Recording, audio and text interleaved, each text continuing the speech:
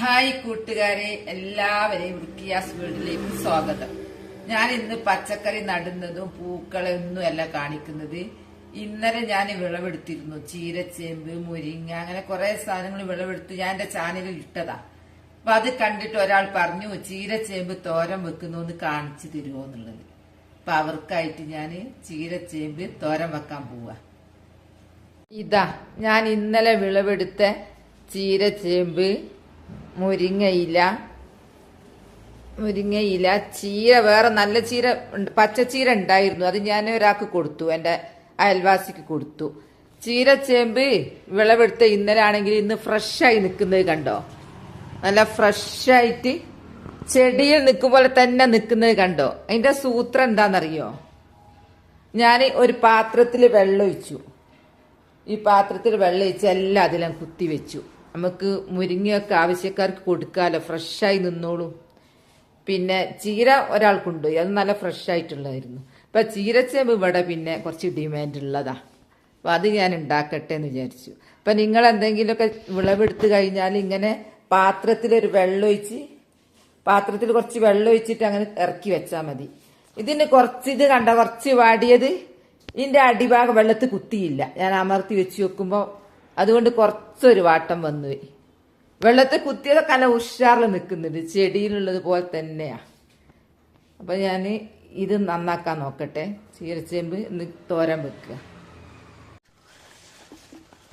ഇത് ഇളമയാണ്, എന്നാലും ഇതിന്റെ മേൽഭാഗം ഒന്ന് പൂക്കിക്കളയാം. ഇതിന്റെ മേലെ ഇങ്ങനെ അങ്ങോട്ട് പറിച്ചു ചാടണം. ഇതൊക്കെ ഇളം തണ്ടുകളാണ്. ഇതിനാ പ്രശ്നമൊന്നുമില്ല, എനിക്കാ പ്രശ്നങ്ങളൊന്നുമില്ല. ഇതിങ്ങനെ പൂക്കിക്കഴിഞ്ഞാൽ വേഗം അരിഞ്ഞാല് എളുപ്പത്തിൽ കഴിയും.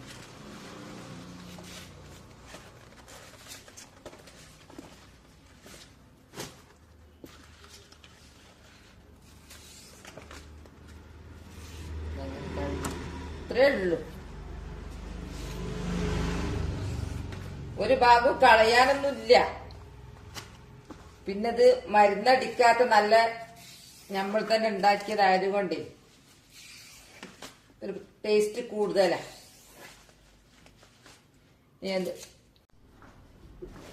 പീസാക്കുന്നതിന് മുമ്പേ ഒന്ന് കഴുകട്ടെ.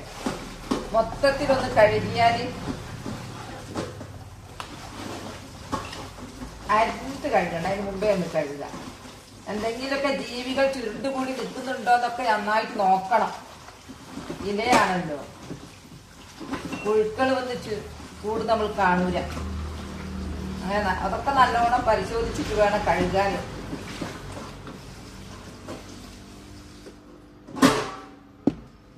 എല്ലാം കഴുകി വൃത്തിയാക്കി ഇനി ഇത് ചെറുതാക്കി പീസാക്കണം, ചെറുതാക്കിയിട്ട്.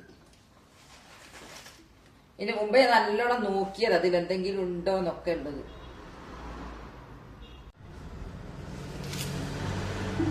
ഇനി ചെറുതാക്കി അങ്ങ് അരിയ. വേഗം കഴിയും, ഉറപ്പില്ല. ആ മേൽഭാഗത്തുള്ള ഒരു പാട പോലുള്ളത് അത് വലിച്ചൂരി എടുത്തതുവാ. തണ്ടും ഇലയും എല്ലാം എടുക്കാം.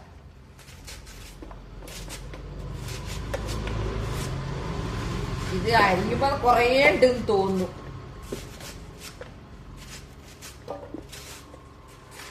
വെന്ത് കഴിഞ്ഞാൽ അങ്ങ് കുറച്ചേ ഉണ്ടാവുള്ളൂ. ആ പാത്രത്തിന്റെ അടിയില് അങ്ങ് താന്നു പോവും.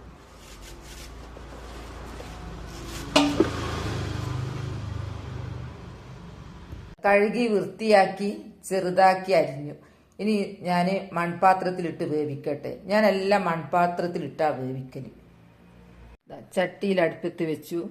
ആവശ്യത്തിന് ഉപ്പ്, കുറച്ചുപ്പിട്ടാ മതി. ഇതങ്ങ് ചുരുങ്ങി കുറഞ്ഞു പോവല്ലോ. പിന്നെ കുറച്ച് മഞ്ഞൾ.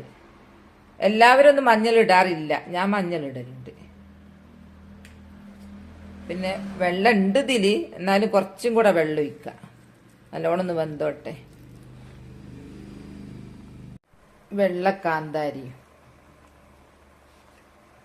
ഇനി ഇത് അടച്ചു വെച്ച് ഇത് വേവട്ടെ. വെന്തിട്ട് കാണിച്ചു തരാം.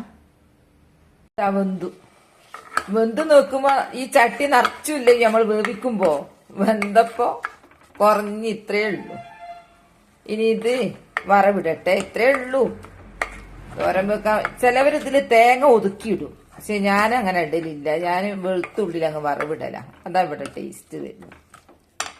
വെളുത്തുള്ളി ചതച്ചെടുത്ത് ഇതാ വറവിടുക. വെളുത്തുള്ളി ഒന്ന് ചോക്കട്ടെ, ഗോൾഡൻ കളർ വരണം.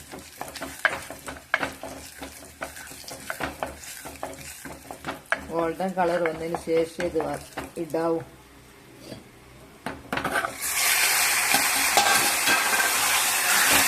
ഇത്രേ ഉള്ളൂ. ചീരച്ചേമ്പ് റെഡിയായി, വറവൊക്കെ ഇട്ട് തോരൻ റെഡിയായി. ഇന്നത്തെ വീഡിയോ ഇത്രേ ഉള്ളൂ. നാളെ നല്ലൊരു വീഡിയോ ആയിട്ട് വരാം. ഇഷ്ടപ്പെട്ടാൽ ലൈക്കും സബും തന്നെ എന്നെ സപ്പോർട്ട് ചെയ്യണേ. Bye bye.